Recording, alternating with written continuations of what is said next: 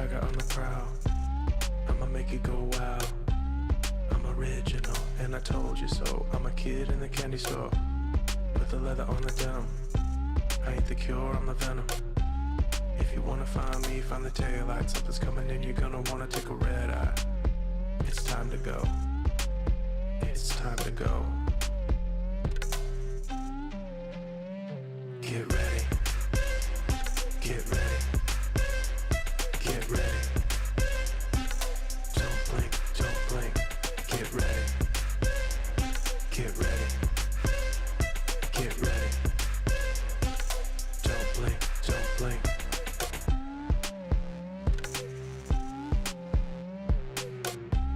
I don't wait for nobody. I'm a summer name on the dotty. City lights call my name, drawn to the flame, and I'm feeling kinda naughty.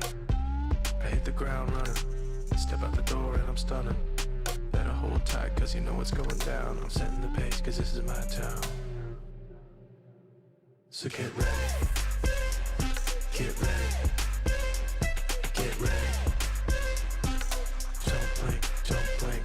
Get ready. Get ready. Get ready.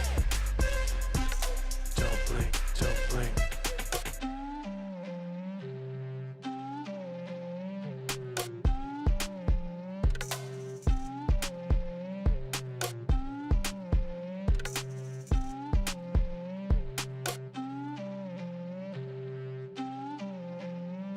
Get ready.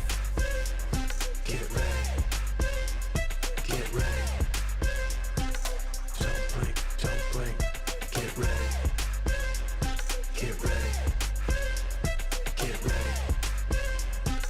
Don't blink, don't blink.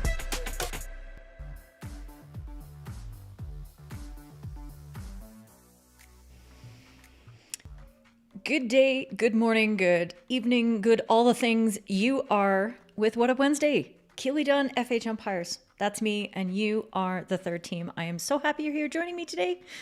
If you are watching the replay, that's cool too. You are here in spirit in the future, and I appreciate that. Or in the past. Which way does that work? I don't know. Anyway, I am really excited. I'm glad that you managed to wait that extra hour. I know. How dare I push this back an hour? Well, I was in an FIH Academy coaching course, and it's really important I'm there to soak up all the information. So I did kind of duck out a little bit early because, of course, these things always go overtime. That's the way that I teach my courses, always going late. So here I am. So thank you for your patience, and I'm glad that you are here. If you're new and you haven't been on one of the broadcasts, please say something in the comments because this third team is kind of dope and they will want to welcome you and say hi and show you with a big virtual hug just how glad we are that you're here. Today, we are going to go through a couple little scenarios that were indicated unto me on the social medias. So we've got one from the Liberty Maryland semifinal NCAA game. Just a small call, no big deal. And we have a Instagram reel goalkeeper collision. Again, because if it's not a dangerous shot on goal, it's a goalkeeper collision. And we can talk about these things all day and all night. So we're going to go through those. I wanted to touch on a topic that came up on the Twitters about terms and how we describe our game and the things that happen in the game when we are speaking on social media, when we're talking to our teammates, when we are in coaching courses and all that sort of thing. And I want to tell you about how things are going for some FIH umpires who are trying to get to tournaments these days and with funding. So we're going to talk about all those things today, hopefully. I thought it was going to be a short show. I mean, we've met.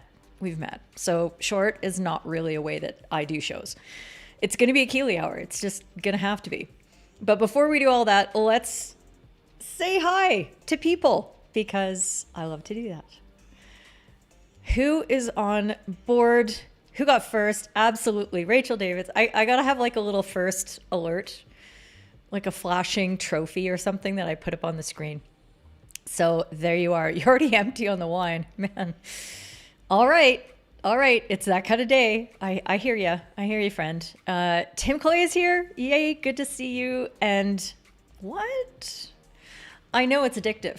It's really hard to not show up because you're all FOMO and you don't want to miss a single thing. So glad you're here. Mr. Pibworth, obviously the originator of the Pibworth rule, is here. Glad you are joining us. As always, Godders is here. And Jack, Tim, Evening Godders. Very determined to get that out there, so that's great. Here's one of my live streaming friends, Paul Duncan. I'm so glad you're here. I hope you're doing well. I'm not going to be seeing you around on the other streams for the next month, probably, because it's really busy on the old international hockey circuit. Which reminds me, I got to get appointments done. Okay, thank you. I'm just gonna hit the squirrel button all day because that's where my brain is not going to be. Yurian's here. Great to have you. Okay, and now these two are going to have a side conversation. I love it. Be friends. This is great. And I do love the shoes. If you didn't see that, go to the Twitters. I retweeted that because the shoes were so cute. So cute. Banking the matching shoes. Love it. Sam Church. Hey, you're here. Good to have you. Graham Cook is here. And Roger Addison. KD and the Sunshine Crew.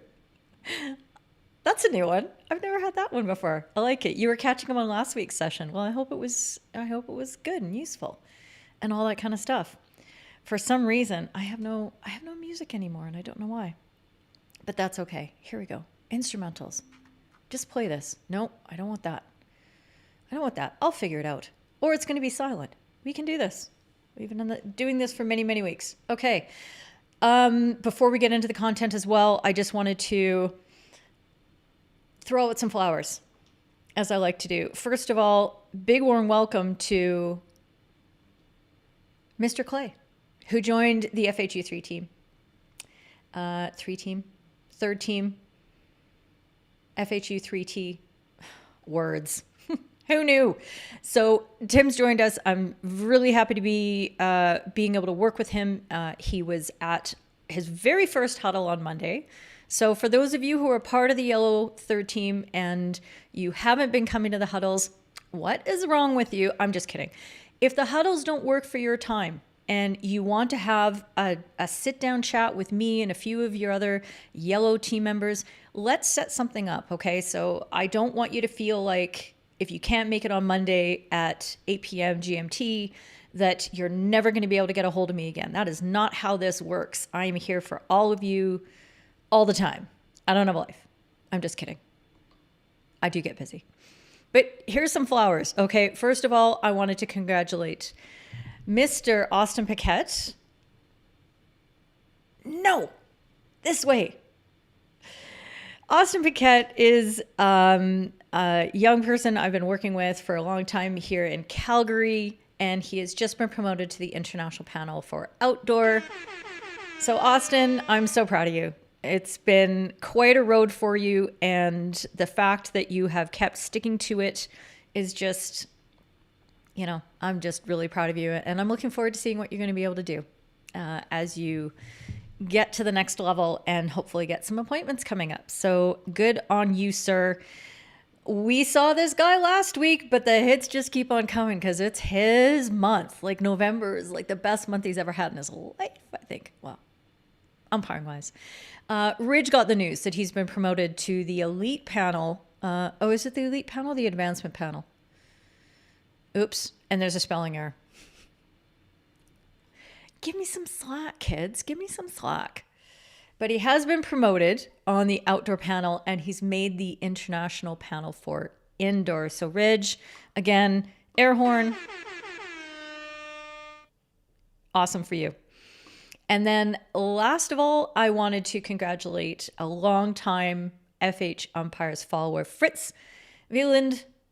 I hope I pronounced that somewhat correctly. He's from Austria and he made the international panel as well. So these are all great things. I don't have any local promotion stuff because nobody's tagged me in anything or told me. So if something great is happening to you and we can come on here and, put up great emojis for you and congratulate you and support you in your journey, please do let me know, because I like to be able to share great news. We need more great news in our world. And when we're umpiring, you know, we get lots of heat. We get lots of heat. So we've got to celebrate the big and happy moments. So let's do that. Let's do that. Let's do that. Mouth, brain, connect. Okay. Hamish is here. Good job. Graham did some indoor this week, high level coaching. Martine's here. Okay. You guys, you got to hear something about Martine. Okay. This guy is helping me with the server, the Discord server that you know so much about. It's right there. Okay. Okay. His comment's going to go. If you're not a part of this, Martine and Niels are the two people that are responsible for this all happening. So you make sure you head over to the FHumpires.com/Discord, join in the conversation. It's a really good place, especially when you see something in particular matches and maybe you see something on social media. Bring in the link. We'll have a talk about it there. And if it's cool enough, we'll talk about it on What Up Wednesday as well. You know, some situations are cool, some maybe not so much. Who knows? Oh, hey, you know what? This kid, he's always had a lot of ability and he's been working really, really hard. So all the kudos and flowers go to him. Okay, let's get to our first video. That's pretty good. 12 minutes. I've never been that fast before. Cool. Okay. This is from the NCAA finals, and we don't have sound, so I'm going to see if I can fix that. He is taken down at the top of the circle. What do you got there, Leah? Okay, we're going to loop it a couple times so you can see it. You have to be careful when you're... And I just wanted to run the rest of this because it's fun. Yeah, it looks one way, but it's going the other.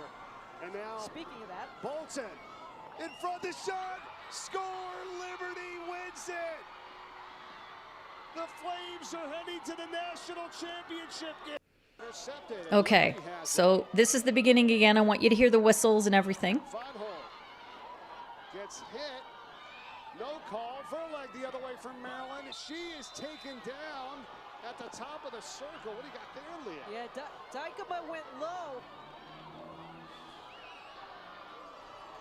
You have to be careful when you're shielding. And then the ball is going to go up the other end. Yeah, looks one way. And we don't need to listen to that again because there's only so much celebrating we like to do with players. All right, I'm interested in what you think about that decision. I'm going to keep it looping. I'll scroll back and forth over top of it. So remember, every time you're looking at these scenarios, I want you to think about the principles. What are we looking for? Why do we want to go one way or another with a decision? Because if we can distill it down to principles that we can explain to ourselves and we can pick out with the details that we're seeing on the screen, we're going to be able to apply that reasoned approach. And that ends up being what our gut is. There's really not, like, there's gut instinct that you've evolved because you've just seen patterns of play that you've observed. I want us to have intentional guts. I want us to be able to process what we're seeing and pull that into our analysis so that we're better decision makers. So what do you all think of this particular tackle here?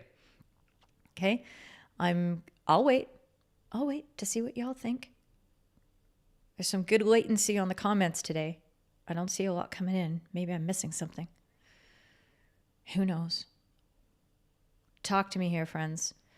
Okay, I'm going to scroll this back to just the portion that we are looking at here. And unfortunately, I don't have another angle. We don't have something from behind the goal. We don't have anything like that. So you're just going to have to look at this particular segment that happens right here.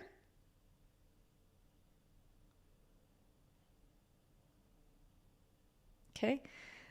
Safe to say that the Maryland attacker was not happy about the decision, but in the second overtime of a semifinal that would send your team into the NCAA championship, you're expecting there's going to be some emotion. So that's fine.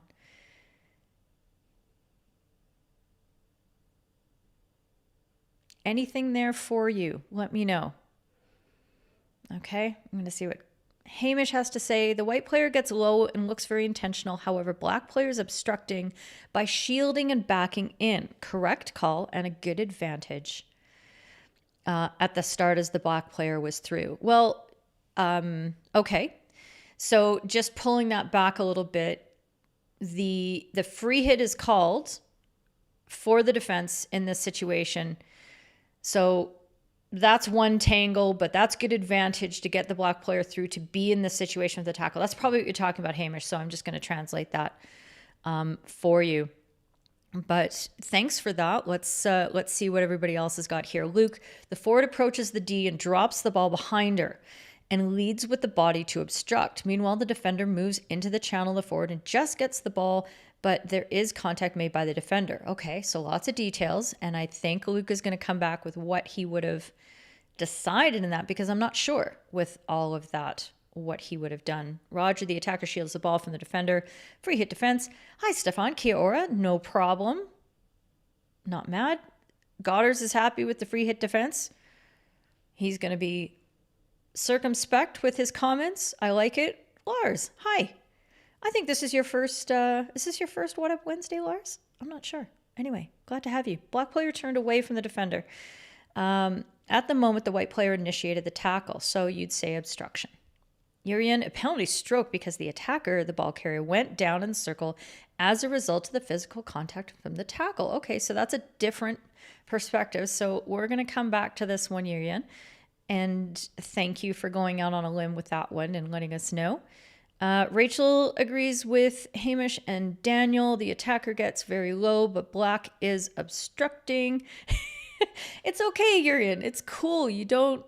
I like that you're looking at that, but we're gonna break it down as I go through a few of the comments here. You normally work. Well, I'm glad you're here, Lars. That's good. So for Luke, it is a free hit defense for the initial body obstruction by the attacker. However, the defender needs a warning for the dangerous tackle. Although they got the ball, it wasn't safe. Okay. And that's a really interesting point to pull out, because we have had a couple scenarios we've looked at recently that involved defenders making good tackles, but doing so in a way that maybe would have piled on a little bit. There was the one, I think it was it last week or was it the week before, where the defender really got underneath the attacker. The attacker went straight over her body, and then as the defender stood up, flipped the attacker off, and she, bang, fell to the floor. And it could have been highly, highly dangerous. For Stefan, a free hit defense with the obstruction by the attacker. Okay, so let's break down what I think we can look at in terms of principles on this, okay? As always, when we look at a potential obstruction, when we look at a tackle, two players coming into contact, every time this happens, we are developing the habit, and we are going to have the habit that we are going to shift our focus to the defender. That will help us determine things like, did the defender get into their space, the space that they are entitled to move into, before the attacker did? Okay, so if you're watching that white attacker, are you happy with the timing that she came in first and had the space? Okay, so that's one of the principles that we look at, one of the factors we look at. Something that a lot of you picked up on as well was the body position and the ball carry placement as the attacker dropped the ball off her left and put it out of reach and blocked the defender, in essence, from being able to tackle that ball cleanly. Okay, so that's a really good pickup by everybody. I'm glad you all saw that. Okay. And then another aspect we're going to look at is, what is the defender sort of entitled to do there? So she's come in. If we're happy with the space that she's taken and the timing of that is, okay, what is her body position showing us? Is she using her body or her stick in a way that could be considered dangerous at this point? And when I look at this, you know what? I'm not sure there's much else the defender could have done. She's trying to reach around the attacker's body in order to access the ball that's being shielded from her. So that's going to put her in a low tackling position.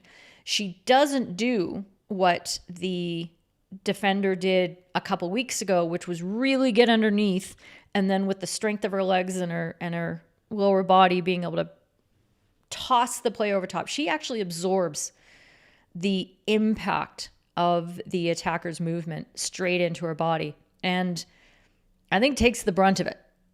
So I don't think there's anything particularly dangerous with what the white defender does. So Luke, I see what you're saying, but I think in any other case, if she hadn't have been so low, she probably would have gotten, she would have been at risk for more injury than that. So yeah, I'm pretty happy with this. Okay. A couple of things that if I play this out and I'm going to pull it to the back and I'm going to turn up the sound again, and hopefully you can hear, oops, stop, pause, volume. I'm an expert. Okay, here comes the audio. Hole gets hit. No call. Verlag the other way from Maryland. She is taken down at the top of the circle. What do you got there, Leah? Yeah, Dykema went low. So there's a lot of things I think for us to like about how this decision was handled. And what I want you to watch now is the umpire. So you heard the umpire's whistle. First of all, you've got an umpire who is ahead of the play. She's in a good position. She's coming from a little wide. I'm not sure quite why she has to be that wide in a 7-on-7 overtime. And I harp on this every time. Interior positioning. And because she's so far ahead of the play, I think had she been more inside, she could have been backpedaling and just watching this whole play coming at her rather than looking over her shoulder. But totally cool. I love the fact that she's ahead. And that helps her with the presentation of this. So at the point that she's making the decision, she's got a really nice clear whistle tone. She's in a good spot to be visible to all the players. She's got great eyes on the play, and she doesn't walk away from the decision. She actually kind of continues her movement towards there. She actually shows a danger signal across her body, which totally fine. You can call the danger, you can call the obstruction, and you can signal with two hands in front of you like this and say, yep, that's just a body obstruction. Sorry, I hit my microphone. And with that, you have you can see a really nice, strong presentation style that helps all of the players, even the one who's the victim of the call. She protests a bit, but really there's not much going on. It could be a lot worse. And we're off and running, and a great play develops out of the other end. So that's sort of the things that I'm picking out of this situation. Let's see what else you lot have to say on this. That one was from 2 weeks ago, the one I'm talking about. Thanks, Hamish. You're absolutely right. Stefan was a free hit defense for the obstruction. Greg, you're not sure. You're not entirely convinced that the defender doesn't initiate the contact. Okay. All right. And maybe that came before I did lots of slow motion over the top of that. And that's okay. Roger, if the attacker doesn't put her body to obstruct the tackle, she would have been in a better place to avoid the contact. That's a really good point. I think that's probably true as well. At that point, she's not really in control, and she doesn't have a lot of ability to move the ball around her and move her body away from the ball, because she's used the ball to do the moving instead of her body to do the moving, if that makes sense. So this is one of the ways in which I'm really enjoying learning more about coaching, because now I have a different sort of perspective on which I look at these tackles and what can players be doing differently to be the ones who get the positive outcomes from these kind of tackles. And that's, moving the ball away from where the tackle was coming from. So the ball got moved a little bit, but that meant in that case, because of where she put it, she didn't have control of her body and just went straight in. So there you go. For Greg, your gut said free hit defense on the first view. And that's your gut that's informed by principles, right? Yeah, we're getting there. For Godders, the defender stayed on her feet and no danger from her. Suspended. I don't know which this comment is coming in from, but maybe I'll get enlightened in the next little bit. What now, says Tim? I don't know. Let's see. Somebody's getting a beer. Somebody lost the stream. Let's see. Is this working? Let me double check. Let me see. I'll check some more comments to see if it's back. Everyone. Oh. And we're back. Okay. There we go. See, if I just scroll through the comments and catch up. There you go. There could have been a problem on the whole YouTube end because I don't think I broke anything here. And look, I would own up to it. You know that I make lots of tech mistakes on these, but there you go. Okay. Let's see. Hi, Andrew the Flying Keely. Good to have you. You know what you do? You have your big spotlight that points up in the sky and it's got a whistle in it. That's my bat signal. It works. Okay. But I like this comment. Didn't make the proper sacrifice to the big... for me, to the big tech gods. Oh, stuff happens. So there you go. Hopefully we didn't miss too much. If there's a big hole in your understanding of what I did, hopefully the big part where I was really, really smart, I hope the broadcast was still working. Because I hate it when I miss out on all that.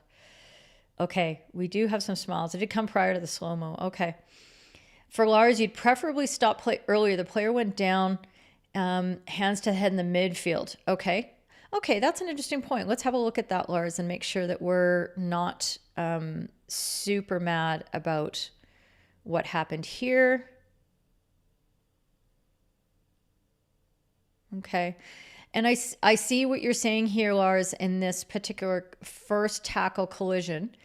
And this could have been risky. And there is, the player does put her hand, defender up to her head. But given where the stick was at the time, that might have been actually just more of a protective reaction than reacting to actually getting hit in any way.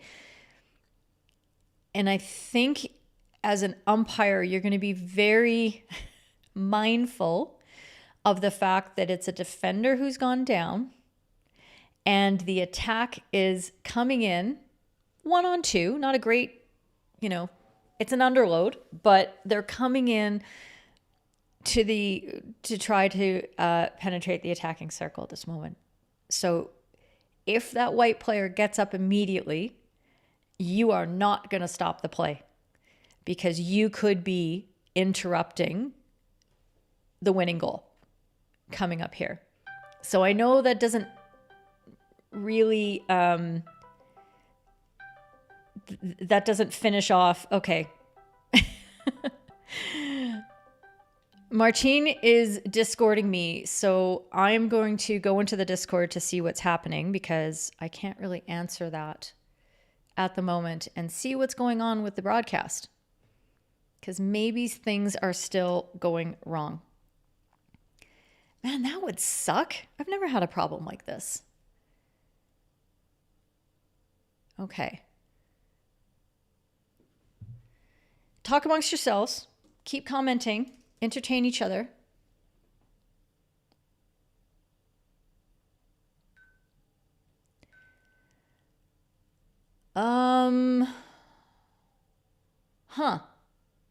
Policy violations.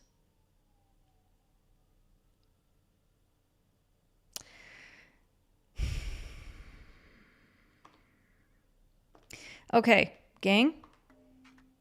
I'm going to guess it's because of the clip. So, So let's see where we're at. Thank you for getting my attention, Martine. I appreciate that. It's gone again. It's gone again. Okay. I got a 10-minute yellow card. And we're back. Hello, we're back. Okay. That's interesting. That's a new one. YouTube is playing a different game with me. Does the NCAA want to take me on this? I mean, they're big and they have money, but they're not as big as the IOC. So, yes, I'm shaking my head as well. Yeah, I don't think it's because it's similar to Olympic footage, but because it's NCAA. So thank you very much for getting a hold of me. I appreciate it. Yeah, right? Right, Paul? Okay. Look, we're back. That's very interesting. And I don't know how that worked, but thank you for sticking with me. Thank you for alerting me. Oh, they won't be on my side. They won't be on my side, Hamish. But I will certainly talk to them and let them know about the importance of the fair use doctrine under their Digital Millennial Copyright Act and the educational portion of my content for such a very, very brief clip. So I hope you got your eyes on the clip. But we can't talk about it anymore with all that. So let's see. From memory, okay? And this is what we do all the time with our own games. We reconstruct what we see in our own heads, and we very often, because this is a proven phenomena in psychology, that we will revise our memory in order to better fit what we want our decision to be, if we want that decision to be supported. And sometimes we want to sabotage ourselves too. So don't get it twisted. Sometimes we change our memory because we've decided, oh man, I know I got that wrong. I absolutely got that wrong. Actually, that white player was really late and I should have caught that. But that's not the objective facts either. And that's why it's really important for us to have access to the video. Ladies and gentlemen. So the principles that I was talking about that maybe we got blocked out on, making sure that the defender you're focusing on the defender to see if they get into the space first. Is there anything in the defender's body shape, in their stick action as they address the ball that would cause you to think that they are creating an obstruction? Maybe they're swinging with their stick, or they are sticking a leg out or missing the ball itself. If you see those things happening, then you're going to take a different evaluation. But there you see a defender who's just going really low and she's reaching because she can't reach the ball because the ball's been dropped behind that attacking player. And then she doesn't do anything extra in the collision. She takes the impact of that player's body, goes down, probably takes the worst of it because the attacker's on top of her. So I think for me, I'm happy with that free hit decision. And then the way that Maggie presented it, she was well ahead of the play. She was in great spot to see it. Her whistle tone was big. Her body language was big. And she didn't run away from the decision. She actually walked towards it.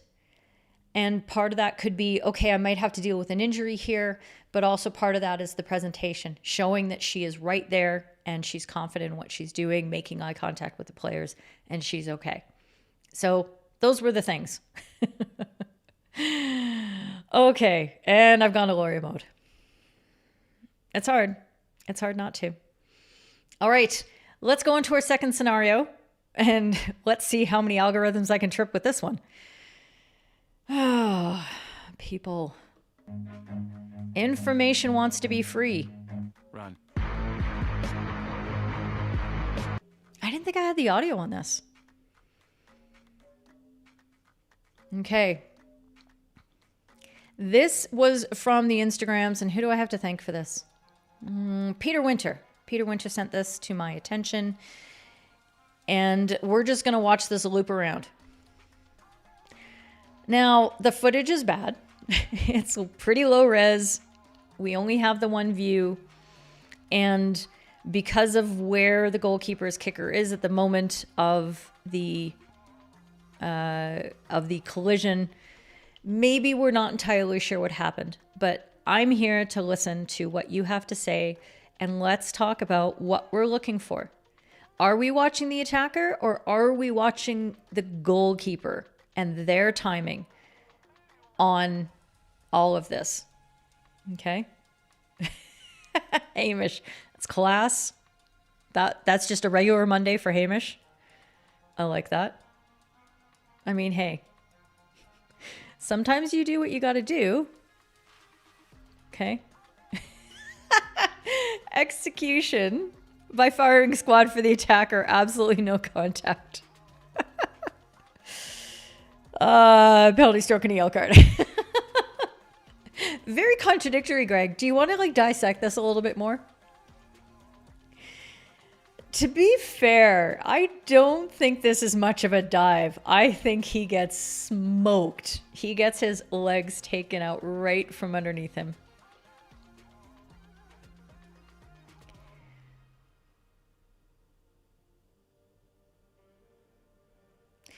Okay, Lars, immediately stop time for the head injury. But I can clearly see if the goalie hits the ball or not. You can clearly or can't. If not, if he doesn't take the ball, a penalty stroke. Ouch, penalty stroke yellow. That's a typical. The ball may get passed, but the attacker won't. Goalkeepers union. Abuse of protective equipment and reckless tackle. The goalkeeper could have made more of an effort to absolutely not murder. Yeah, so I think what we're looking at here is that it's one of those high risk, high penalty situations. The goalkeeper is in a good space. I don't think he's really closing in a way, like he's not moving to the side or anything like that. But the fact, I think what we can infer is that the attacker gets a stick on the ball. Okay. The attacker gets a stick on the ball to be able to lift it over the goalkeeper's pads or stick, whichever way the way that goes. Okay, so the question I have for you now is there an onus on the attacker to move around the goalkeeper there? So the attacker's been able to get the ball over. Is the goalkeeper entitled to be there and to make the motion that he does? Or is there an onus on the attacker? Oh, sorry, not or, but and. Is there an onus on the attacker to move around that? Is the attacker in a wheelchair now? Tomas, good to see you, friend. Look at the ball direction after the challenge. Red has touched this past the goalkeeper, so a penalty stroke. Unsure as to a 5 or a 10-minute yellow card. Yes to the contact and not sure on the severity. Okay. I'd like to hear from you what you think about what card would you normally give.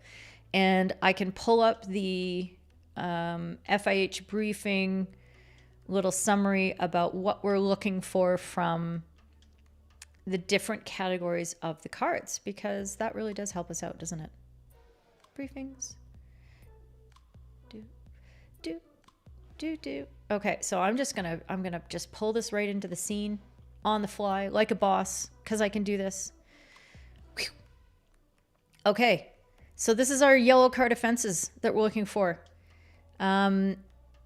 So a form of misconduct, playing the ball after the whistle, but we're looking at this one. Breakdown of play with high impact on play, or a physical foul with the body or stick, including off-ball incidents. Okay, so we've got that to consider. And then let's look at the 10-minute offenses and let's see if this feels more like what we got. Okay, high impact deliberate breakdowns with no regard to player safety, physical fouls, dangerous tackles that ground or trip players, including sliding tackles by both attackers or defenders. Does that help? For Godders, the attackers seem to play the ball first, a penalty stroke and a yellow card. Daniel, you think that the goalkeeper reckons that they'll get the ball and wants to leave something on the attacker, but the attacker was too quick? For Roger, penalty stroke, but no yellow card. Both players coming down the same line, and it's a genuine attempt for him. Interesting. Interesting angle. Luke, the fact that the attacker fell at 45 degrees, not straight into the keeper, tells me he was on his way to try to avoid the keeper. That's a really good observation. I like that. Okay, so he didn't just go straight at. He was in the process of moving off to the left, his left, our right. The goalkeeper doesn't commit to either meeting the ball early or getting back to set or to make the save. Being in a very sticky spot. Yellow card, 5 minutes, probably very physical foul. Okay, now you've read the briefing. It's high speed and you think it doesn't help. The keeper is very entitled to go for that. And as ever, there's an expectation that the keeper will go down. That is a very good point, okay? And that's why I wanted to draw your attention to the fact that the goalkeeper doesn't move doesn't move to the side into the path of an attacker who is already making a move around him. It's quite simultaneous on this. So that's what kind of makes me hesitate on this about the degree of the penalty. So Luke's got the point about what the attacker does, and then Roger making the point about how it's the same line for him. So how are we going to balance these ideas out here? Never mind for Hamish, 10-minute yellow card. Okay. Tim, what do you have for us? Yellow card, penalty stroke. Very much the naughty step. Okay, Tim, let's do a little adjustment on words here. As you're going to find out in a couple minutes, I'm very big on the vocabulary that we use because the words we use shapes our perceptions. And I don't love the words naughty step. It sounds condescending. It sounds like we're speaking down to players as if they're children who then have to get punished like they've broken a vase or they stole a cookie from the cookie jar. And now they have to go sit on the naughty step. No, they go to the suspension chair. They're being suspended from play. That's it. And I know it's not as cute or colorful, but I don't like the overtone that we add to that. And if I were a player getting sent to the naughty step, I'd be irate. Like, don't you talk to me like that. Don't you characterize what I just did like that. I made a play on the ball. I tried my best. I screwed up, but I'm sure glad that player didn't go around me and score an open net goal. I did what I have to do in a hockey sense. And maybe I'm sorry that I clocked that attacker so much. Okay. But all of those things, and with the high emotion of a game, do we want to exacerbate things by using words like naughty step? That's my question to you. The idea that I have for you, Tim. Urian, seems like the goalkeeper makes a kicking movement even though he sees the attacker coming, creating danger. Okay, and that's tough for us to see from this angle. Okay, so, it's almost like, okay, let's think of it this way. How would we look at a field player as a 50-50 ball is coming towards that field player and an opposing player is rushing them, and instead of that field player trying to receive the ball, they're winding up to smoke it. There's a touch and that field player full blood on the follow through hits the attacker on the shin guards, flips them over like this, and takes them down. How are we going to react to that moment? That's a really good point, Urian. I like that. It does help. That's okay. But Roger, I think you've brought up some really good points. And I've talked on a regular basis about how I'm not a massive fan of the attempt at really confining in black and white what personal penalties go with what fouls, because there's other factors that we consider. It's an infinitely variable situation. And in any given collision, any given tackle, things are going to be just a little bit different. The timing's going to be different. The speed of the ball, what happens to the attacker, the direction that the ball is coming from, the amount of movement that the attacker's making from side to side, the amount of movement of the goalkeeper. All these things go into our decision of just how reckless was this? How much of a breakdown was this? Okay. And we want to keep all those factors in our mind so that we can make the best decision. The briefing is guidance. And I just want you to keep it in, it's just another piece to add to the puzzle.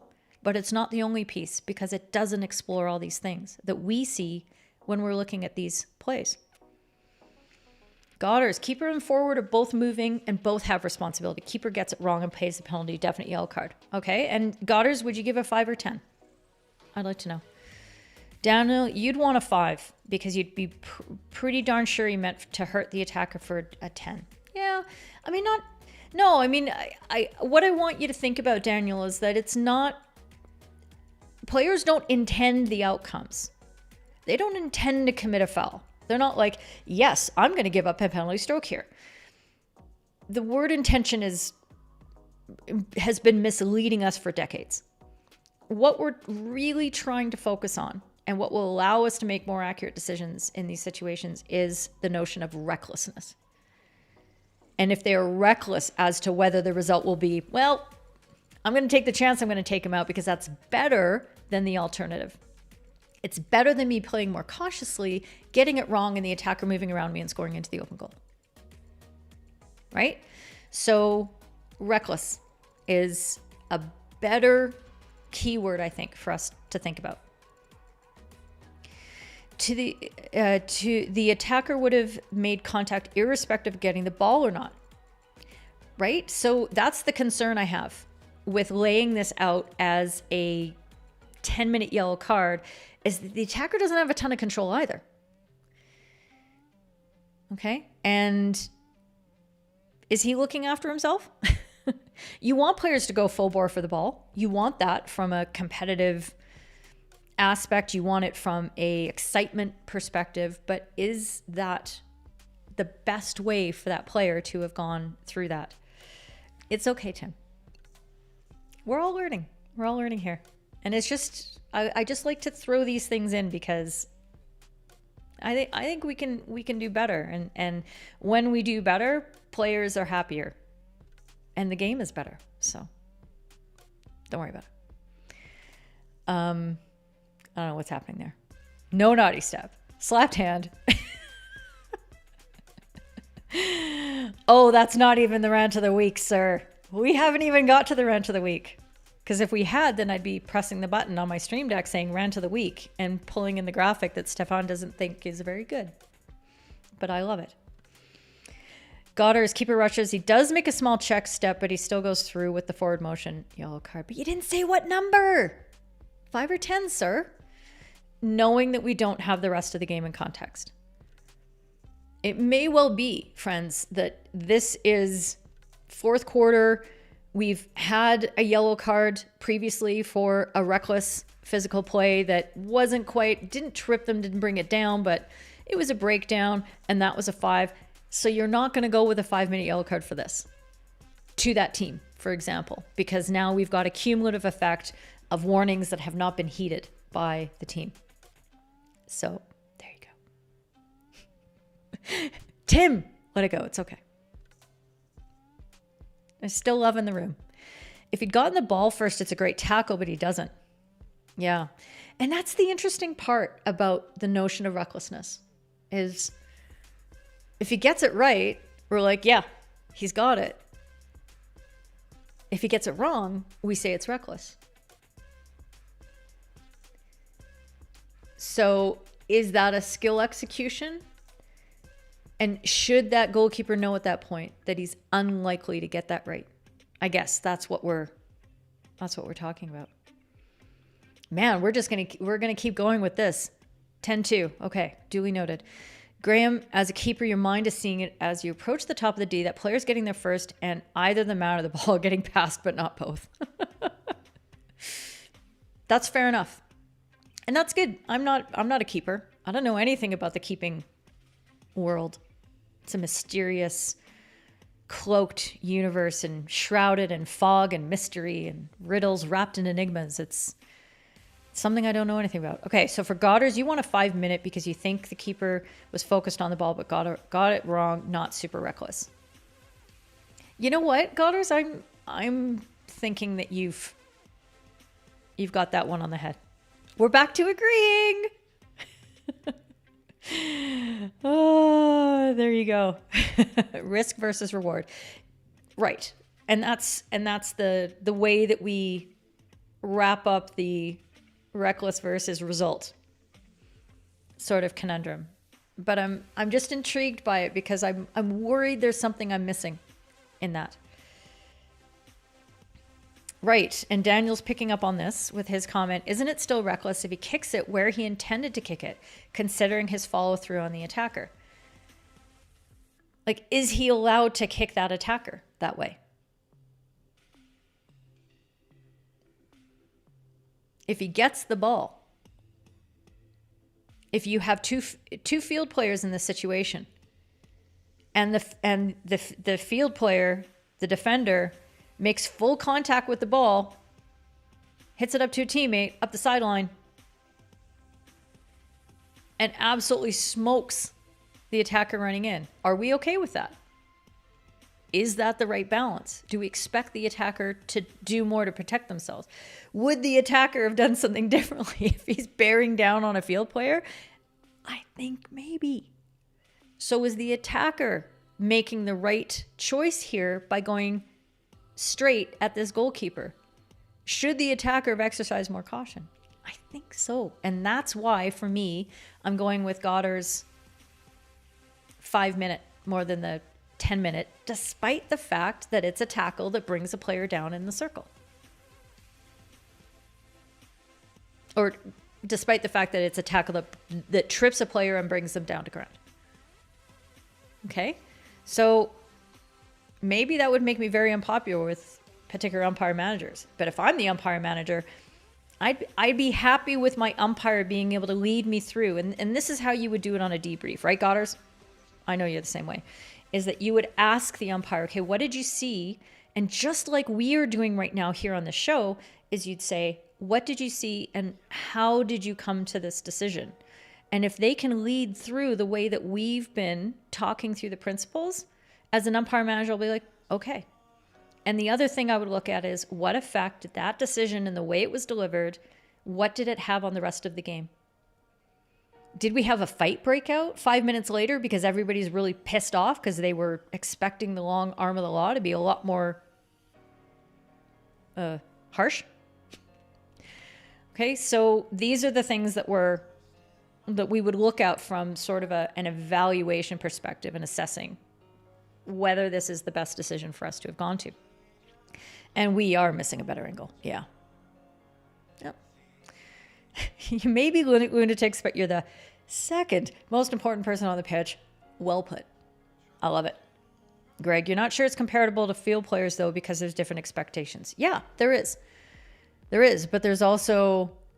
So I'm trying to create not an analogy, but okay, we changed this one little factor, so what is different? And why do we come to a different decision when it does involve a goalkeeper? So you're absolutely right, Greg. We're expecting the goalkeeper to go down. And we're expecting a field player to hit a ball away. Maybe. We're not expecting them to just stand there with their stick going, I can't move. Reckless takeouts for Godders on the 10-minute. That recklessness has just injured the striker, who most likely won't be able to continue. Yeah, but that's just because they're a dangerous player doesn't mean that we change the personal penalty. So the impact on the team is not, is not something that we should, under a principled approach, take into consideration. If it's Ava Dehoda that goes down or it's me that goes down, because for some mysterious unknown reason, she and I are playing on the same team, the penalty should not be different. So let's not get the identities of the players and what they do on the pitch involved in there. For Luke, you want 5. You don't see this as a tackle. It's a reasonable play at the ball. Okay, and just a mistimed kick. When you say not a tackle, the ball was there to be had. Yeah, I mean, more of a 50-50. No, that's okay, because we have talked about the definition of the word tackle under the rules, and that it's a player has to have possession of the ball in order for it to be a tackle. because this is the rant I get on when it comes to slide tackles and how we pronounce upon that, right? So there you go. That was great. I think we went through that really, really effectively, and it really helped me because honestly, again, it was kind of like last week. I'm not really sure what I'm doing with this call. So I liked that we brought out the full color of the situation and got through it. Thank you very much. All right. Unless there's any other questions or comments on that, I'll move on to, hang on. The rant of the week. Rant off. Was that really loud for you? I hope it wasn't. It probably was because it was really loud in my ears. Okay, just a couple wrap-ups. Goalkeeper tried to kick with his right instep. There was not an exaggerated follow-through, as if it was a full-blooded swing. You're okay with a 5-minute yellow card. Okay. For Peter, had the keeper been a bit quicker and got to the ball, you're guessing the striker, and it's a reckless tackle. Yeah, the obstruction goes the other way, right? And the danger is created the other way. But it's interesting to me that we're putting that onus on each player to be like, you're going to try as hard as you can to get here, but at some point before the collision, you've got to realize you're not going to win this.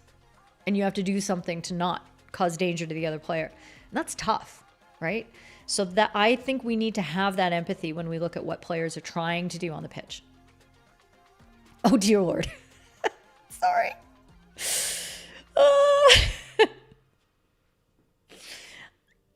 Yeah, I changed my sound levels. Here, look, sound effects.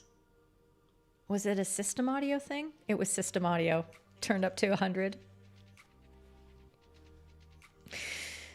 Oh, I don't think anybody was putting forward a penalty corner for this.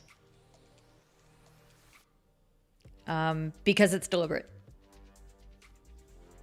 And again, not deliberate as for the result, but it was reckless as to whether it was going to break down play. It absolutely broke down play.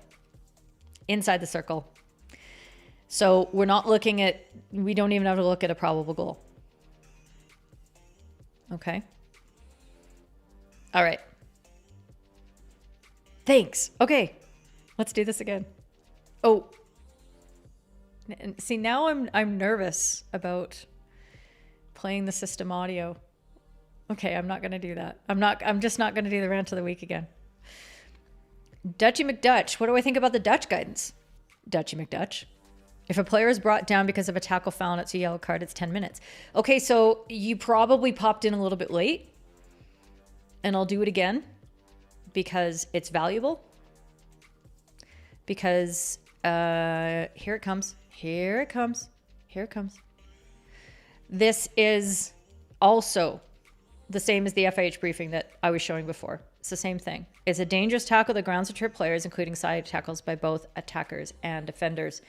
So, Dutchy McDutch, what I mentioned is these briefings are well and good, but they should not be a black and white, oh, that thing exists, therefore that must be the call. We are taking into account all of the factors that are in front of us, all of the principles.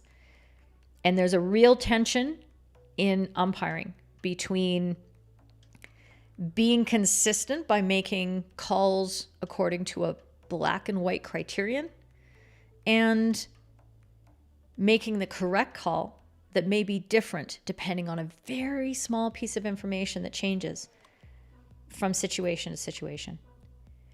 And if you don't have the understanding of what's being taken into account, it can be very frustrating as a player, a coach, a fan, any kind of observer saying, but that same thing was a free hit defense last week. It's like, well, that same thing happened very differently last week or even slightly differently, but that changes everything because hockey. Because hockey is amazingly variable and that's why it's so cool. So that gives less room for interpretation. Yeah, but is more predictable. Oh my God, we're we're like thought twins. You're absolutely right.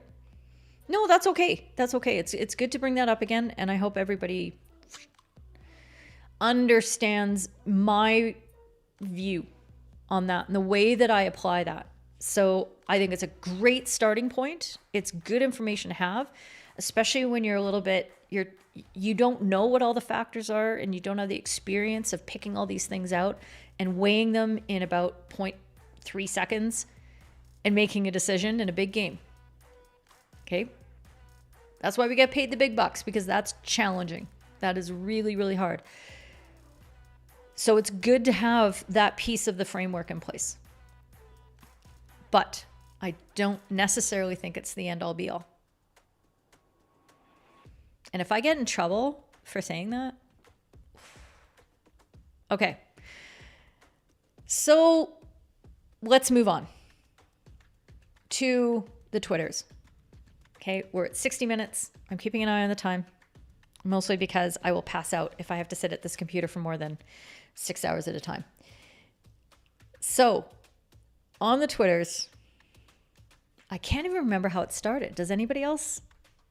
Godders, you must know. You check the Twitters regularly.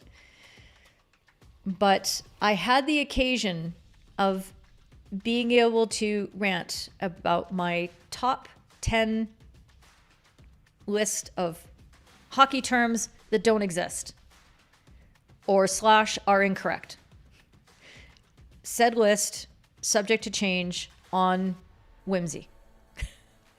So I tried to take a bit of a lighthearted approach with it, because this is a really tough one to get right, because people get really mad when you call them out for using words that don't describe the hockey. Now, if you go to twitter.com / FHumpires and you look at the conversations I had with a couple people, a few of them, there's one person who made a point, well, hockey's always been an imperial sport. And I'm like, well, you're just factually incorrect, so I'm not even going to respond to you. Your opinion does not have validity because it's not based on true fact. So I'm not even going to deal with that. We just shut that down. And then a really valid question from the hockey coach saying, well, does it matter how we call it with our friends in informal settings? And I had some views on that. But what I'm going to do first is I'm going to go through my top whatever. It's now at 12 because it's been a week and whimsy has occurred. So I have a top 12 list of hockey terms that do... Oh, shootouts started it. Yes. That's what started it. Thanks, Godders. And we upped it to 12 or 13. Yes. So this is going to be my top 12 current hockey terms that don't exist, that annoy me all the heck. Are we ready? Coming in at number 12. It's probably going to be too small. Flicks. Flicks aren't a thing. They don't exist as a penalty. It is, in fact, the penalty stroke. And I know you guys are going to know all what these alternatives are, but somebody asked me on the Twitters and said, could you tell me what the actual correct terms are? And I said, absolutely. That's a great point. And that is what I'm talking about with the accessibility of these terms, is that you think that you're just talking with your friends on your pitch, but you're not. Your reach as a human being who participates in this community is bigger than you can possibly imagine. And the Twitters, it's not just an informal setting with your friends. You are speaking to the world. Okay, now I'm going to get off track. Let me go through the list first. Okay. Yeah, you're welcome to guess what the next ones are going to be, but coming in at number 11 is referee. And I put it all the way down at number 11 because of language differences. So, for example, if you take the Dutch term, which I am not going to try to pronounce, Scheidsrechter? That's probably very bad. I'm sorry, Dutchy McDutch, and all the other Dutch people who are on board. Jurjen, everybody. You're like, please don't ever do that again. Keely, just don't ever say it again. But when you take that word and you pop it into Google Translate, or, I don't know, less internet-based translation mechanisms, you get referee. So I can see why referee still has a foothold in this. But of course, I really think that umpire is the better word. And maybe it's the North American in me. So when I see referees, I see them wearing black and white stripes, which I hate as a uniform because, again, hey, stripes, zebra. To me, it even shows that an aspect of your job is very black and white. And that's just not what we are. We aren't like that at all. Okay. Let's see. It wasn't that. Oh, it was pretty good. Thanks, Lars. Yes, Scheidsrechter. Okay. Look, I'm not going to become fluent in Dutch in a day. It's just not going to happen. All right. Number 10, pushback / kickoff to start a game. And I know center pass isn't a pretty word. We don't have it's not a great term for it. But it's a lot better than a pushback because you can push forward. You can self-pass forward. You can self-pass backwards. You can do all these things. So really, to be saying that it's a center pass is probably more there. You were called sir. Okay. Mr. Fancy Pants over there, getting all the respect. Okay, coming in at number 9. Swing and a miss. Not a thing. And that is one of those terms or phrases that gets bandied about that helps people misunderstand what the actual rule is, which is, of course, danger. Just like that. Okay? And for those of us doing the job of blowing the whistle, we know that if people call it a swing and a miss and that factual event occurs, people expect you to blow a foul. But we aren't looking for a swing and a miss because that isn't in the rule book. We are looking for dangerous play. And that more often occurs, or it often occurs, but not always even occurs, when a player swings at a ball and misses in close-ish quarters.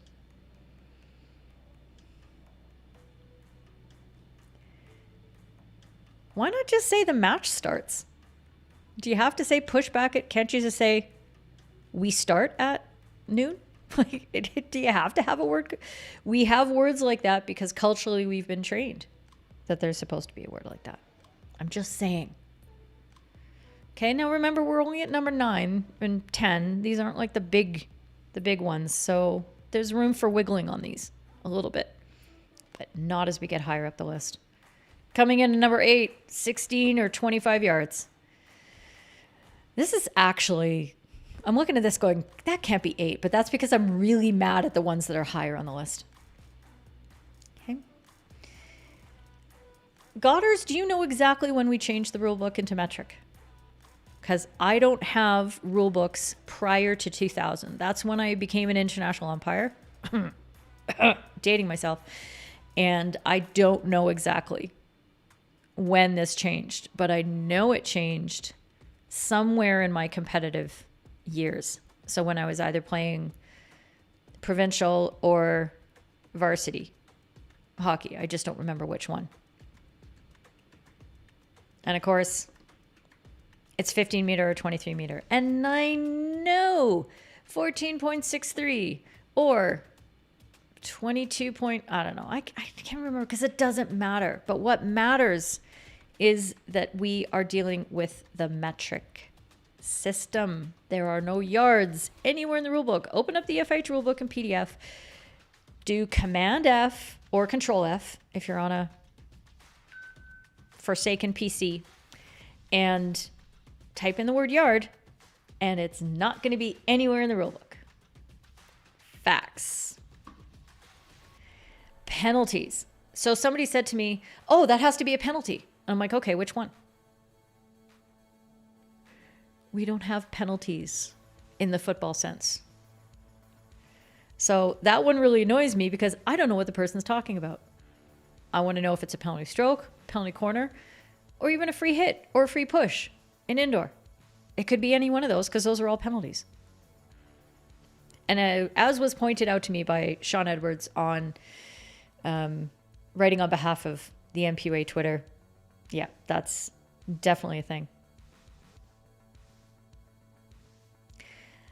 Okay, I'm gonna star these questions, Hamish, because they're good, but I'm gonna come back to them so I can get through this in a reasonable period of time, because I have another topic to cover here.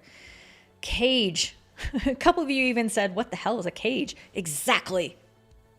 It doesn't exist in our game. It's an American thing that they use to call the goal, because I think maybe it's used in lacrosse.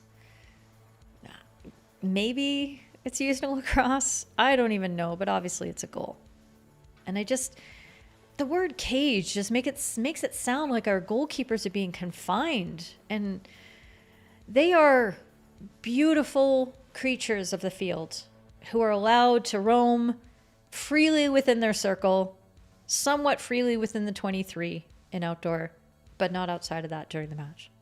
They were only confined by the 23-meter line. Keep it like that. Okay. The high raised lifted ball. Ugh. Oh, I can't even. And you know why? Because balls can be high, they can be raised, they can be lifted, but they may not be dangerous. I know I'm preaching to the choir here, gang, but there we go. Long corner coming in at number 4. Did you know, friends, that the words long corner have never appeared together as a phrase in the rules of hockey? And I will sit on this and I will bet money, despite the fact that I don't have copies of the rule book prior to that, because other people have told me so and I believe them. No, I'm ready to be wrong about it, but I'm ready to put money on the fact that I'm not. Never has it been a long corner. It has always been a restart of play. But before we move the ball to the 23 meter, you could say, fine, it's a long way away and it's in the corner of the field. Okay, there's at least some logic to it. But now, okay, it might be a long way away, but it sure as heck isn't in the corner of the field, is it? It starts on the 23 meter. It's just so logical. And then people will say, well, Keely, it's really hard to say 23 meter restart. I'm like, first of all, you should only be saying it rarely because we have a signal. We use our arms. But when you're talking to players, junior players, novice players of any age, you can say 23 meter line. That's where the ball needs to go. You're going to start there, 23 on the 23. It's the information they need to do the play right. End of story. Nice and easy. Short corner. Oh, man. Just, if there's no long corner, there sure as heck isn't a short corner. Oops, I pressed the wrong button. Bring it back. It definitely is a penalty corner. And one of the reasons, oh, okay. No, I'm not going to explain it yet because I'm going to get into my overall logic and then I'm going to get sidetracked and I'm not going to get to number 2, which is 5 yards.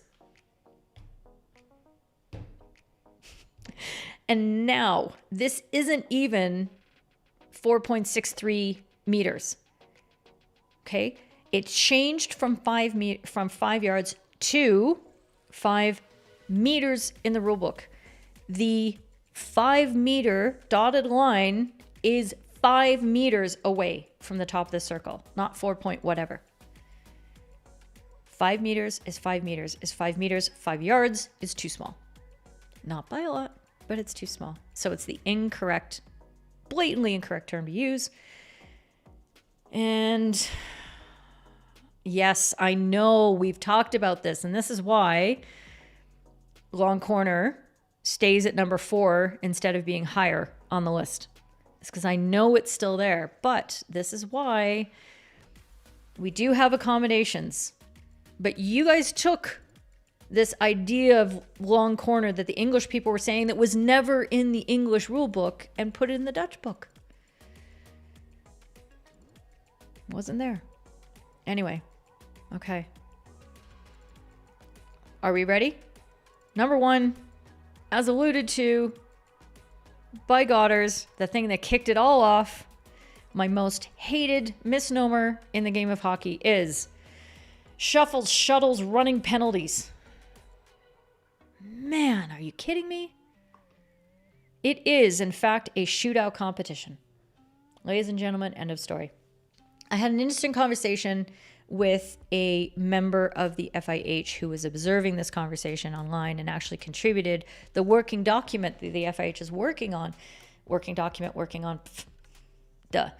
So they are trying to assemble a universally agreed upon terms document.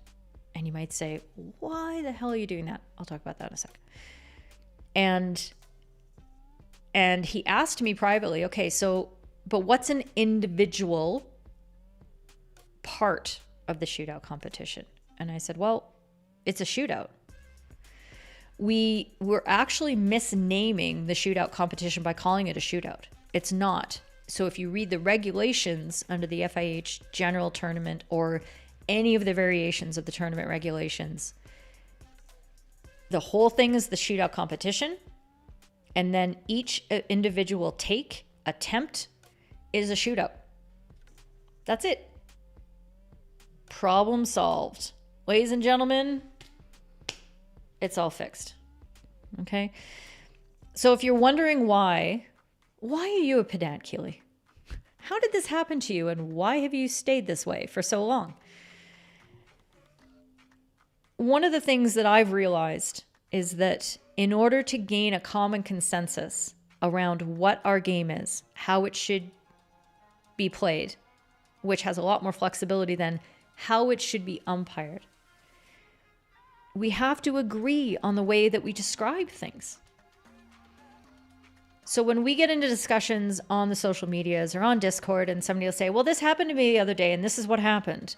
You're using and selecting words that have particular meanings to you and maybe to other people. But if you used a different word to describe the same situation, you're painting a different picture in other people's minds. And maybe the reason that you pick those words is because that better reflects in your mind. But what if that word isn't the best? So you get all kinds of ambiguities with the way in which you express and you pin into language a visual concept. And one of the reasons that it takes so long for me to talk to y'all about particular scenarios is because we're seeing a picture and then I'm throwing out all the words I can use to describe what's happening. And it can take a while, especially the English language. You have a lot of words in it. If we can't agree on the words that we're using because we all know they mean the same thing, we're not going to be able to communicate effectively with each other. From one region of Scotland to another region of Scotland. From the top of Scotland down to the bottom of England. From somebody in Canada talking to somebody in England. From somebody in Canada talking to somebody in the Netherlands. From somebody in the Netherlands talking to somebody in Argentina. And then somebody who's in South Africa. And then somebody who's in India. Who all have different languages. So I think if we are going to be striving to this global community of people who, especially in umpiring, need to agree on how we're doing things so that we can be as consistent as possible for the game that we're serving, we need to use common terms. The parts about the coaching and the, you know, how you describe what how a penalty corner, the people who stop the ball at the top, whether they're a castle or a barrier or the receivers or whatever words, I'm not as concerned about that because I don't think you have to agree to play the game one particular way. And the variations and the diversity that we have and the styles that people use and the way that they approach the game and the way that the words that we use to describe the game can lead to different expressions and creativity. I like that part a lot more. I'm okay with that. I also don't like it can be confusing when I'm in an academy coaching course and people use a term that is commonly accepted over in that area of the world, but in this area of the world, like, we don't describe it like that. So getting to that point of consensus is important for being able to talk sometimes about those skills. So it's a little more variable, but in officiating, I think it is really important. Okay. I'm going to go look at your comments. We've got 10 minutes to go and we will see what's there. Shootouts started it. Oh, I know, right? Oh, it's like nails on a chalkboard. There you go. Tim agrees that Daniel getting called sir is pretty good. I actually used to correct players and say, don't call me ma'am. You're making me sound really, really old. And now I'm old and I'm like, yeah, cool. I'm a ma'am. That's fair.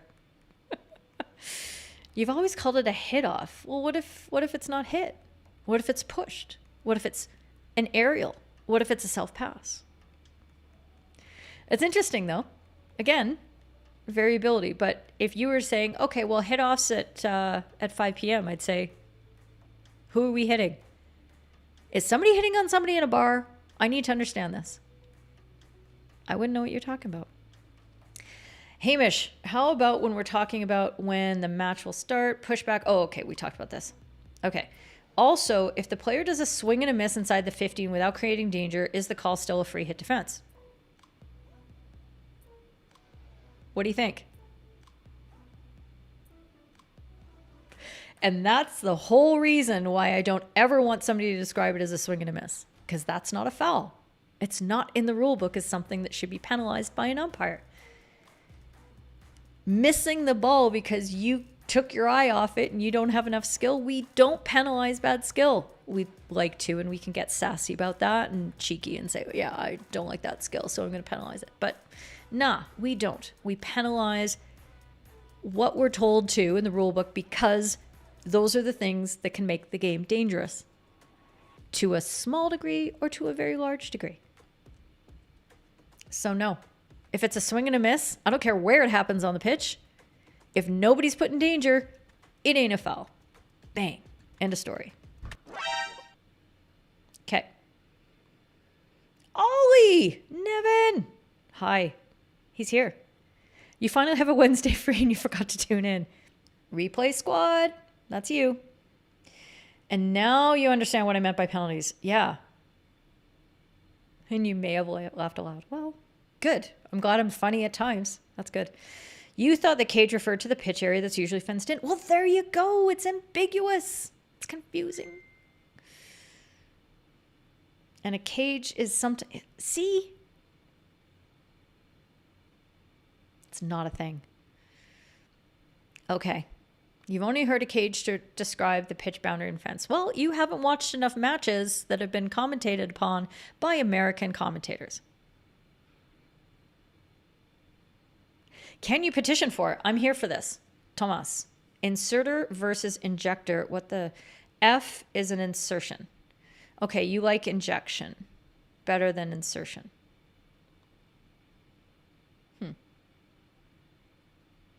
Yeah, I'm not sure about that. I will think about this and I will develop a highly charged opinion about it with very little facts to go on very shortly.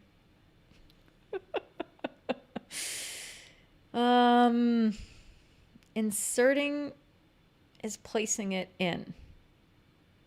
It's always an injector. Yeah, I'm trying to remember which term I use as a matter of fact in coaching, and I don't know what it is. Okay. Still in the rule book. I get it. Hi, Ian. See, you didn't miss that much because we started an hour late just for you. We're here to accommodate you. Oh, yeah. Exactly. Again, which is why we don't say it. Because technically, a corner should be interpreted by you as being a penalty corner. Maybe. I don't know. But it's ambiguous. Penalty corner. What about a raised ball in indoor? Oh, okay, Graham. Okay, sure. Get me all caught up on indoor and outdoor. That's different. You know what I mean. You know what I mean. Maybe it was directed at you, Hamish. Maybe it was. Only you can take responsibility for your own actions, friend. You know what alarms me though, Daniel, is shuffles get used by top level players now when they're being interviewed. I've heard many a GB player in an interview say it, and it just, I fall off my chair, I throw a tantrum, I break stuff, it just drives me crazy. You are a skilled, honed individual athlete who does amazing stuff on the pitch. Are you shuffling? Are you? No. You're shooting out. You're doing something so much more exciting than shuffling.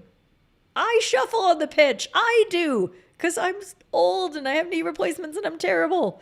You people do glamorous, exciting, motivating, inspiring things. Just saying.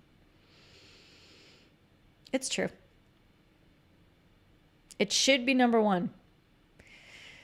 Okay, look, I'll take your vote under advisement, but it's my list of whimsy. They have, because several people in the umpiring community would send text messages to those that they had the numbers for and say, if you ever say those words again. Simon Mason, to his credit, he absolutely has corrected himself, and now he hates it too. We've convinced him. He's one of us, really. He has taken his umpiring. I think he's a level 1 fully now, so he knows better. As most commentary, when it comes back to you, when you listen, it comes back to these language terms. Commentators are so influential in this, right? They are there to educate us about the game. And if they're giving out the wrong information, well, it can be very frustrating. Because it's really tough to convince people that what they've ingrained because of what they've heard while they're watching matches that are being broadcast or televised.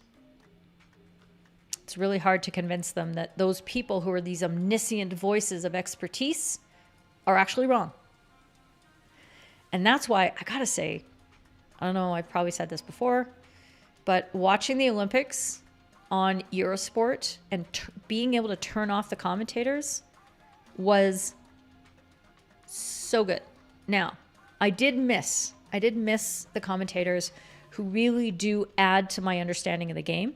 The only reason I am as relatively smart as I am about the game now is because of this education I've gained. Absolutely. But what it provided me the opportunity with, and hopefully other people who were watching in the watch parties with me, was the opportunity to make up our own minds as to what was happening. So when it came to the umpiring decisions, I think it was a lot easier. I found that umpires who were watching along were getting things more correct because they weren't being influenced by maybe some not so well thought out or well expressed viewpoints coming from the commentators. So I really like that. Dutchy McDutch has something very important to say, and there are many words here. I am going to take all of this under advisement. Okay, when to deviate from it? It's quite a challenge because apart from umpiring in the Netherlands, you also, oops, I got it. You also assess umpires. And the problem is when people start deviating who don't have a thorough understanding of all the considerations. Exactly. So this is what I was getting to with when you're a little newer to the game. It's a great starting point. It's a great anchor, even when you're more experienced in the game. But to get it more correct, to get to that next level of understanding the spirit of the game and giving the players what they really deserve, that comes from taking into account all of the other factors. So thank you very much. Oh boy. Right. So if you don't have a thorough understanding of the considerations that go into a decision, sometimes when you're dealing with umpires who are unknowingly incompetent, okay, so novices, just learning, What level would you allow umpires to deviate from the briefing, and when would you say just follow the briefing?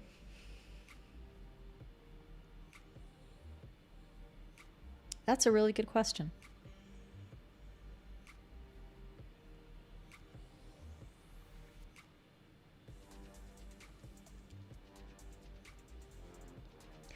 Like I explained before, that was a lengthy pause. I hope that there was a lot of gravitas being generated, a lot of drama. Was there a drum roll?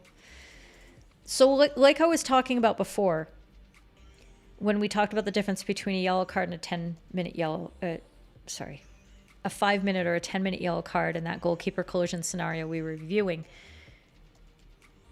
when an umpire can explain to me their thought process and the things that they saw that caused them to evaluate the decision and the principles that they applied, who causes the danger, who has responsibility for what, all those sort of things, and they can articulate that to me, that's when they can deviate from the briefing. They're still following the briefing, but they're adding more to it. So that's absolutely what I would look for. It's having that level of experience to be able to not only take all those factors into account perceptually, is that a word? Perceptually? Being able to observe all those factors and then to be able to articulate it with that level of understanding, that's when you can. But when an umpire is just like, well, no, I think it's a yellow card. It's a 5-minute yellow card. And they can't, they're like, no, I just figured it was. They haven't been able to apply any principles, including what the briefing is. And if they say, well, that's what the briefing tells me to do, if that's the level of process that they're at, then I would accept that too, to a certain extent. But again, like I said, I would expect to evaluate what happens afterwards. Because again, we're trying to get the right result for the teams to manage the game properly, to allow them to express their skills in the best way they can. And if we don't do our job well, that doesn't happen. I hope that helps. Did I fit it in? 2:33. I think I'm just getting it under the thing. Netminders. Oh boy. That's something that we struggle with in Canada. Everybody's a goalie. And I'm like, do you call it that in the UK? I don't think you do. You're like, there's goalkeepers and there's keepers, but you don't call them goalies. It's a very Canadian thing, so I'm not a huge fan of that. Netminders. Cage guards. Ugh. You played on during the match on Sunday and you got crap from your team and coach about it, but you said you caused no danger. Oh, I see, when you were umpiring. Okay, sorry. Brain, catch up to words. Got it. It's like in the UK when you use Fahrenheit when it's hot and Celsius when it's cold. You do that? No, you don't. No, you don't. You can't. No. If it causes the opposition to flinch, do we blow? Well, part of danger is legitimate evasive action being taken. It's not the sole thing that we look for, but it is part of it. So, Ollie, that's a really good point. Roger, where do we do that? Says Hamish. Every day you're shuffling. Oh, that's a copyright strike. Grr. I did the first penalty shootout that was misnamed as a shuffle, didn't I? First of all, allow me to clarify that back in the day, in 2011, it was called a penalty shootout competition. And then we dropped the penalty part of it because people were like, oh, nobody's being penalized for anything. Why do we have that word there? So things change, things evolve. We get it right. You're shootout competitioning. I love it. That's so good.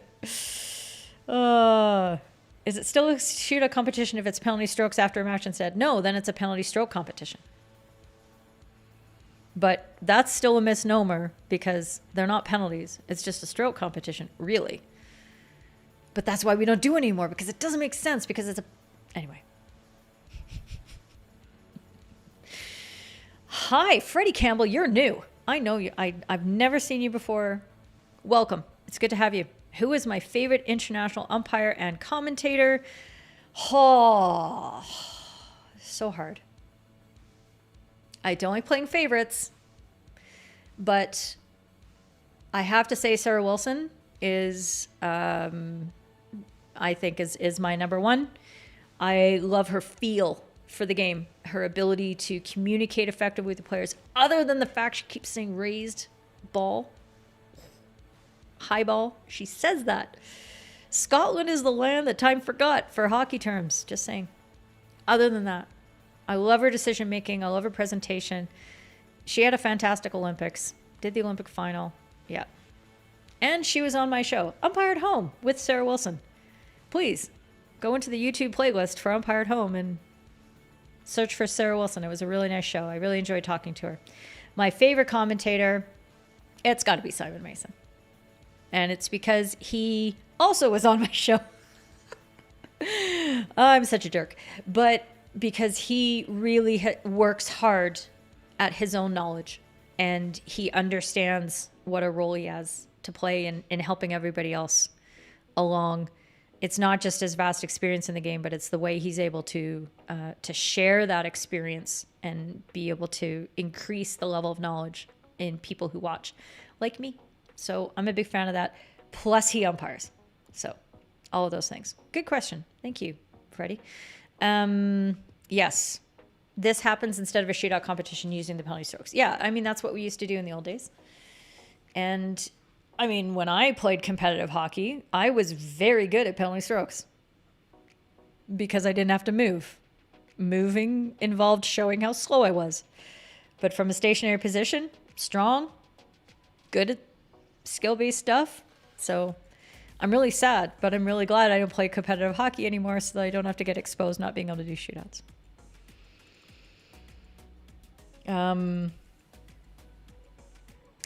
I mean, who knows?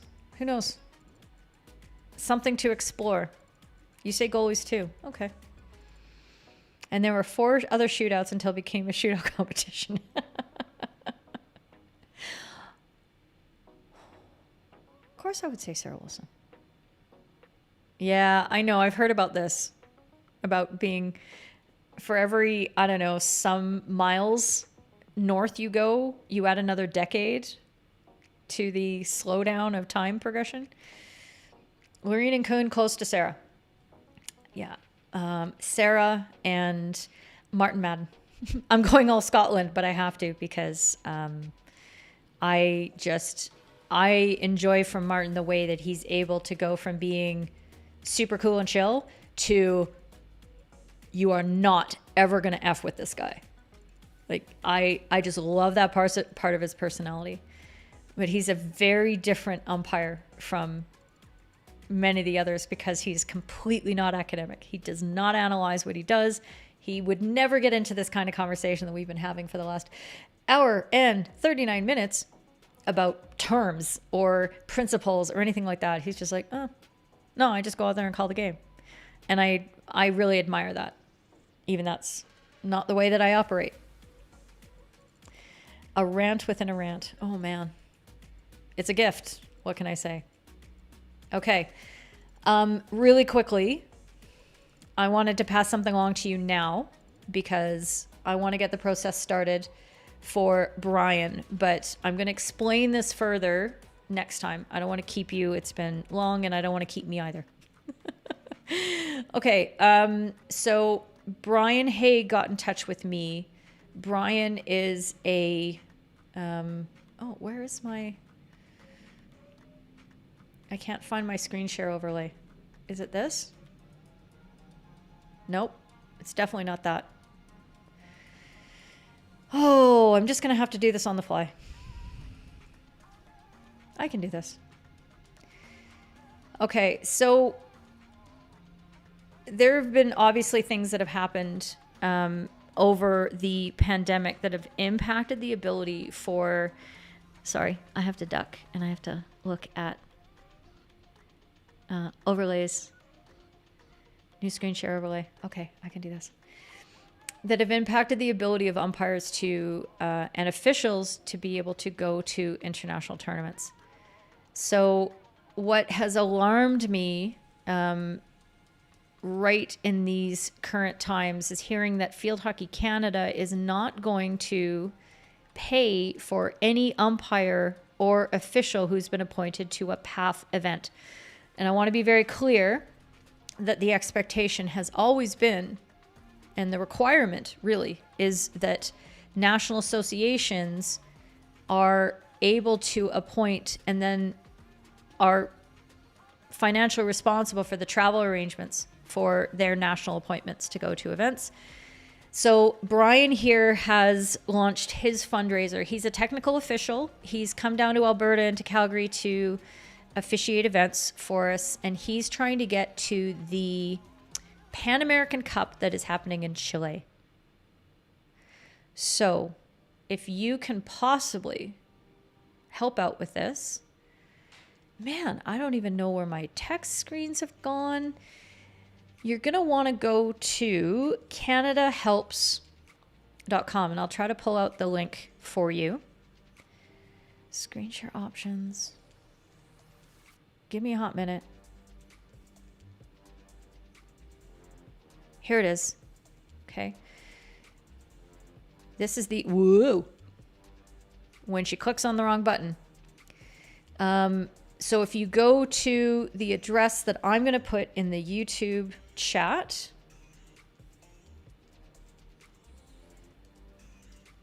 right here, this is the link that you can go find the Adopt an Official program, which includes our umpires. And there are going to be umpires who are going to be starting to put this on. This is technical official Brian. Hey, you can go and you can help support him. Okay. I'm going to talk about this more in detail in the future, but he can't afford to get there to Santiago on his own. He has to take time off work.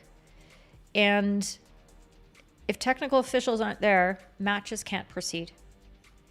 If umpires aren't there, matches can't proceed. And think about how officials often have to, these days, depending on what country they're flying into, they might have to quarantine, either when they go or they come back or both. And that's why there aren't any Australian or New Zealand umpires who are involved in the Men's Junior World Cup right now.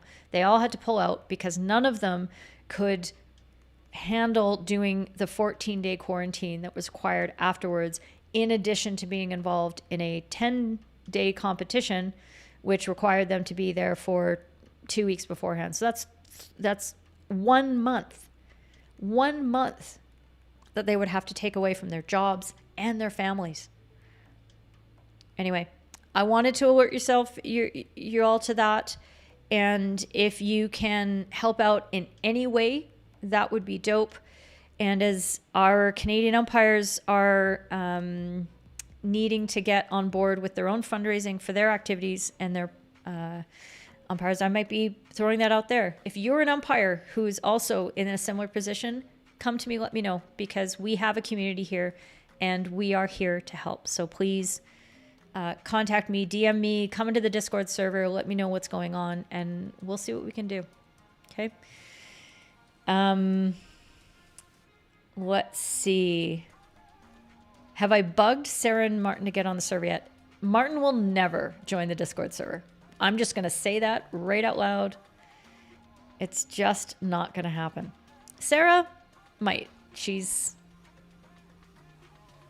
it's possible. I'll see if I can pick on her. There you go. Freddie, don't you think we should have a bully to start the match instead of a free hit? And Godders reminds Freddie that in fact was the case back in the day, but don't you think they should bring it back? I'm starting to think I know who Freddie Campbell is. I got my eye on you, Freddie Campbell. You are indeed naughty, and I am going to use the term naughty. All right. Thank you very much for your time and your contributions today. It was a great show. I'm glad I lived through it. My mind is about to explode from overload, but I think we did some good work. We really did some good work today. Next week, who knows what's going to happen? But if you see things on social media that you want to talk about, then please go into the Discord server. Did you know we have a Discord server? Right there. Pop in there, join up, throw the links into the Ask FHU channel that's in Discord. And if you're saying, oh my God, Keely, I don't know what a Discord is, don't worry about it. If I can figure it out, you can figure it out. Trust me. It's not that intimidating. And we have lots of great people there who will help and explain things to you and make sure that you feel comfortable and confident in your umpiring discussions with us. So come to the Discord. Let me know what you want to talk about. And I will see you next week right here.